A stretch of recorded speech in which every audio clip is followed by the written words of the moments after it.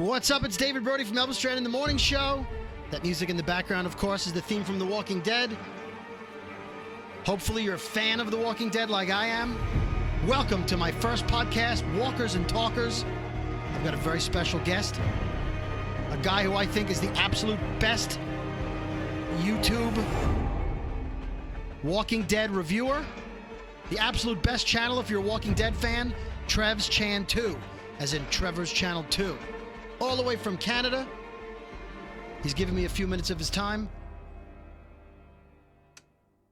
He has over 186,000 subscribers on his YouTube channel, TrevsChan2.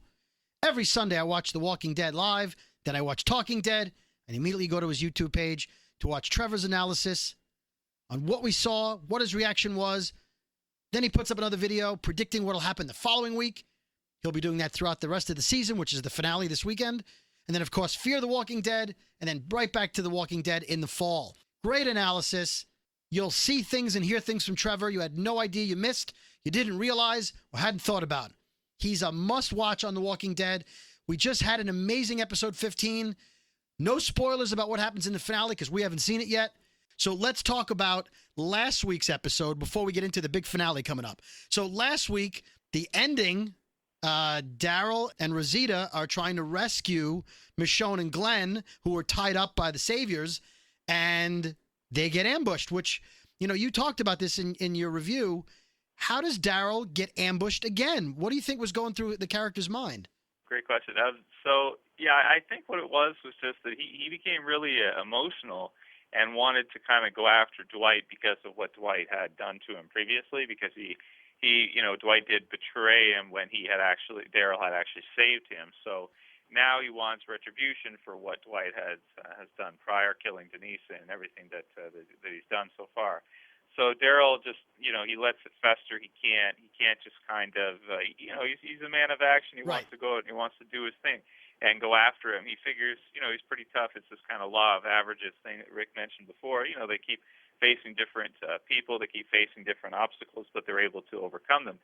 Well, eventually, they have to run into something that they won't be able to overcome so easily. And the situation with Dwight, I think, is just that Dwight was able to remain kind of, calm, cool, and collected and stay logical, and Daryl got emotional and went out there on his own. I mean, even by himself, Dwight would have a group of, somewhere around probably seven or eight with him. And even if Daryl went by himself and was able to kill Dwight, he'd probably get taken by the others anyway. So right, and listen, Daryl's almost everybody's favorite. He's a tracker, he's a hunter, he's a marksman with the crossbow.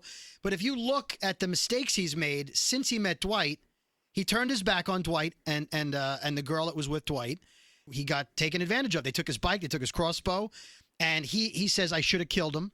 Then in the episode where Denise gets the arrow through the eye, which, by the way, if you're a fan of the comics, that was Abraham who got a bolt through the eye. So they switched it out with Denise. Daryl said to Rosita and Denise, don't take the tracks, right? You're out in the open. It's a path that people know you're going to take. They know where you're headed because you're following tracks.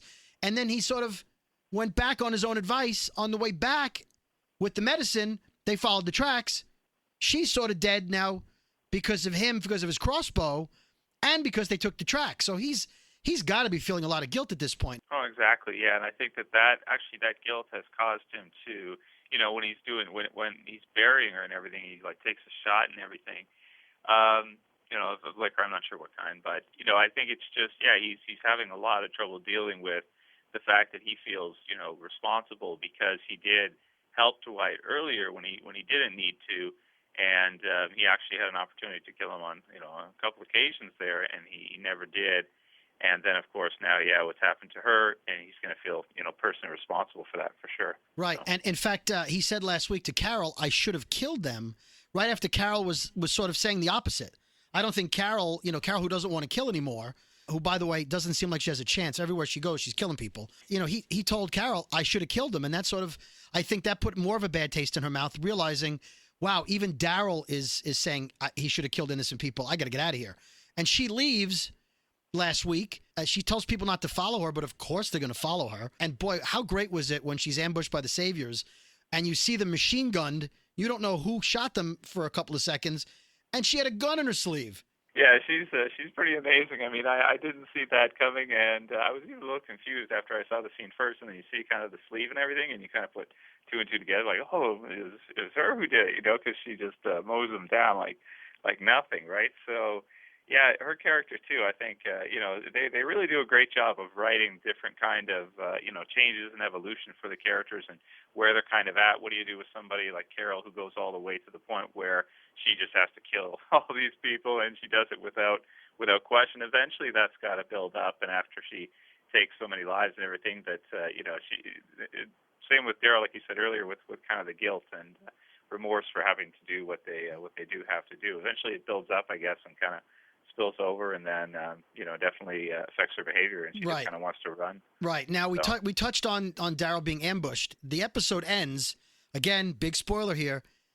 Dwight shoots him in the shoulder. Well, we assume he shoots him in the shoulder. The blood splatters on the camera lens. What was your first reaction when you saw that? Yeah, so at first I thought that he was like I thought he was dead, and I was like, yeah. But then you hear Dwight kind of say, you know, it'll be all right, that kind of thing, which I think they probably added in after editing. You know, because it looks like he hits him like right in the chest, like the blood splatter comes right from the chest, so it looks like it's like boom, did he just get shot right in the chest? Daryl dead, oh my god! And that's a lot of people online had thought. A lot of people in the community were asking, you know, is Daryl dead? This kind of thing. And no, you know, I think that you know they kind of meant, and that's why they added in the Dwight line at the end there that he shoot him kind of in the shoulder, or at least a little bit, you know, inside the shoulder on the Right. right side, approximately where his crossbow would go. I heard a couple of theories, and you addressed some of these on your last video that I watched today. One was that he was telling Rosita she'll be okay, and one interesting theory that he got shot in the other angel wing on the back of his leather jacket. He had the first angel wing on the left side stabbed when he went behind the gasoline truck with the one savior, got stabbed, and then came back and missiled the rest of the group, and that maybe he's having his second wing clipped, which I thought was a good metaphor, I suppose, for his life. But I seem to think getting shot in the shoulder will make him less likely to pay the price from Negan's bat this weekend. Do you think that has any effect on what may happen? Yeah, I think so. I mean, Daryl's been one that, you know, a lot of us had thought for the finale could be potentially killed off because we do have the introduction of Negan, who's like the next, you know, big villain for The Walking Dead. He's even kind of bigger than the governor and what the governor was in the show earlier on. And so, you know, Daryl's one of the characters a lot of us have been kind of talking about and thinking about. I do think so. I think that now that he's been shot, maybe he'll be okay. But the guests for Talking Dead for the finale are we've got Norman Reedus, who of course plays Daryl. He is going to be on Talking Dead, so that could mean that something big is going to happen with his character in the finale. So it still could be possible. Then there's also going to be Scott Gimple, who of course is the showrunner who puts the whole thing together, and Robert Kirkman, who's the writer of the comic series. If Daryl was going to die, I'm not sure they would announce he was going to be on unless they felt if it leaks and we don't announce it, it'll look like we're trying to hide something. So you can only read into it what you want to read into it and make up what you want to make up. What I'm thinking, because Carol seems to have, she doesn't want to die, but she almost doesn't want to live. It's hard to figure out where her head's at. You know, she's smoking, and that's not exactly healthy, and putting herself at risk by driving down the road when she knows there's saviors out there. So I don't know if maybe Daryl gets picked by Negan, and we'll get into Negan. Well, let's get into Negan. In the comics, here comes another spoiler. Negan kills a major character with a baseball bat, his Lucille, which I know you have your bat, and you dyed your hair to look like Negan, and it's Tregan, right? Is what you've been calling yourself, right? Which I get a huge kick out of that. You're that dedicated. I'm wondering, although Negan sort of doesn't, I don't think he's the female head bashing type. I'm wondering if, say, Daryl, like Dwight says to Negan, pick that guy. He's a pain in my ass, meaning Daryl. If maybe someone doesn't try to step forward like Carol and say, you know, hit me instead, and Daryl would be on Talking Dead because, you know, he's such a big part of the scene. And Melissa McBride was on a couple of weeks ago. I don't know. I mean, do you think Negan would hit a woman with a bat? That's another great question. Yeah, you could be right that they could have Norman Reedus kind of on because he's important to the finale, and then maybe they'll have someone else kind of join it as like a fourth person, but maybe they didn't announce it. But I tend to think when it comes to Negan kind of, you know, beating someone to death with a bat, I tend to think that it'd probably be a male. But It's possible. It could be. They could go for it, and they could use, Carol, or some people have mentioned maybe Michonne because she just started this, new relationship with Rick. I tend to not think Michonne would be it, but Carol right now we're not really sure exactly where she is. She does have the one savior kind of stalking her down, and then you've got Morgan. He's looking for her as well. So we don't know if she's going to be, captured by another group of saviors there, and might end up with the others that Dwight has captured, and he can kind of have them all together for his introduction scene. You actually laughed when you said, "Hey, he may bash a woman's head," and I don't know, Right. because It's Negan. so If you're not familiar with Negan, he's funny. He says sarcastic and funny things, and so you hate him, but you love him as a character, even though you hate him. Would that be a fair assessment? Oh, for sure. That's perfect. Yeah, exactly. And I don't mean to laugh because like that it is brutal, right? and I'm not sadistic. It's just that it's just the type of character that he is. You said it really well there. That he's a character that he has a lot of charisma, and he is really funny. But at the same time, he is a villain, and he has to do his duty, so to speak. Which, in this case, after what the survivors have done, killing so many of his people now, some people counted over 50 members. He's going to want to punish them for what they've done, and that's going to mean, that's going to mean blood for sure. Right. Now, in the comics, the punishment to the survivors, Rick's group, is one person getting killed by Lucille the Bat. Because I think in the comics, the Saviors lose about 6 people. And so payback was killing one major character. But on the TV show, and I've lost count, it looks like Rick's group has killed almost 50 Saviors. I would think there'll be more retribution than just one person being killed. And I've heard theories that we see one person be killed, and then we see a first-person view of a second person, and that's the cliffhanger. What do you think about that? Yeah, I like that one. I think that fits perfectly, and that he probably would want. I mean, if you consider if you were in his situation, or you were in kind of a war type situation like that, and the enemy killed I don't know, like around 50, like we said. In order, if you were to best them, to beat them, and you wanted to kind of punish them for what they did, one at least would be kind of lenient almost. I would think that I like the kind of idea or the theory that there would be maybe even a second one, who knows how many, type of deal, and that they could use that as the finale, kind of fade out for the season, because we do know it's a 90-minute episode. But of course, they're going to want everybody to be excited when it ends, and to come back for season 7 as well too. Yeah, I can see Negan doing his damage to the one person, and then when we calm down, he says, "Oh, we're not done yet." And then we have no clue who the second person is. That's a great cliffhanger, but it doesn't leave you hanging where you did see a death, as opposed to you don't see who dies and you feel unfulfilled. I think we're going to see the one death. Speaking of what we see, the trailer is out for the finale, and you and I have had a disagreement, even though you may not know that we've been disagreeing. There's a scene where the Saviors stop Rick's Winnebago full of survivors, and there's a body laying in the road in front of the Saviors, and we don't know who it is, right? But they want to, Rick says, "Let's make a deal," giving you the impression that person is someone we want back. Now, I've watched it 100 times. I know you have. I think it's Carol, and I'll tell you why. It looks like a man, but Carol's wearing an oversized man's coat to hide the gun, and she has sort of a boy haircut.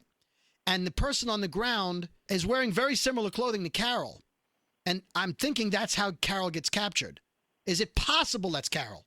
It's possible for sure, because I've looked at the footage many, many times over, but it's really hard to tell exactly who it is. But I haven't heard that yet, that it might be Carol, because it does look male. But you're right that Carol could fit the profile, so to speak. So that is possible. I really, at this point, I can't figure it out. Some people think it's the guy that Morgan had saw that Rick almost shot, and then Morgan is trying to find now. Right, but I read somewhere that people think that's Benjamin from the Kingdom, because he's wearing armor and he has a horse. Is that possible? For sure, yeah. I think that's a good call. That's the guy that Morgan's going after. It doesn't make sense to me that Rick would really want to get out, and because he wouldn't even know that person, he wouldn't even know that character. Right. So, right. Why would he want to make a deal? Sense. They would say, "Oh, right. Here's some guy that's looking for his horse." It's got to be someone they care about. And it looks like, everyone we care about is in the van. except for Carol and Morgan. It's definitely not Morgan, and it's not Heath, and it's not Tara. So I'm pretty sure it's got to be Carol. So that's what I'm going with. We'll find out on Sunday, 90-minute finale with Negan. Now, you're going to do a review right after the finale, correct? At TrevsChan2 on YouTube? For sure, yeah. I'll do a full in-depth review as usual. Also, a lot of people have requested I do kind of like give my live reaction to it. So as I'm watching, I'm going to record myself. I guess that's pretty popular nowadays. I don't usually do that, but since it's kind of a big thing to give my reaction and then do a review afterwards. And then I also do like a prediction for what I think is going to happen the following episode, which would be season 7. Okay, well, we have a lot to look forward to. Trev, I hope we can stay in contact, and we have Fear the Walking Dead coming up. I know you'll be doing weekly reviews of that as well, and hopefully maybe we can have you on again, but it's a big thrill. I love your analysis every week. I love your passion for the show, and thank you for being my first guest on my first official podcast, which I saved leading up to the big Negan appearance. So enjoy the episode this Sunday. Hopefully we didn't spoil too much for fans of The Walking Dead. Thank you very much, and hopefully we'll talk soon. Great. Thanks, David. It's my pleasure to be on. I'd love to be on again. Keep up the great work. We'll talk soon. Thanks, man. David, bye for now. Thanks for listening to Walkers and Talkers, the first podcast. I'm David Brody from Elvis Duran, The Morning Show. Peace out, everybody.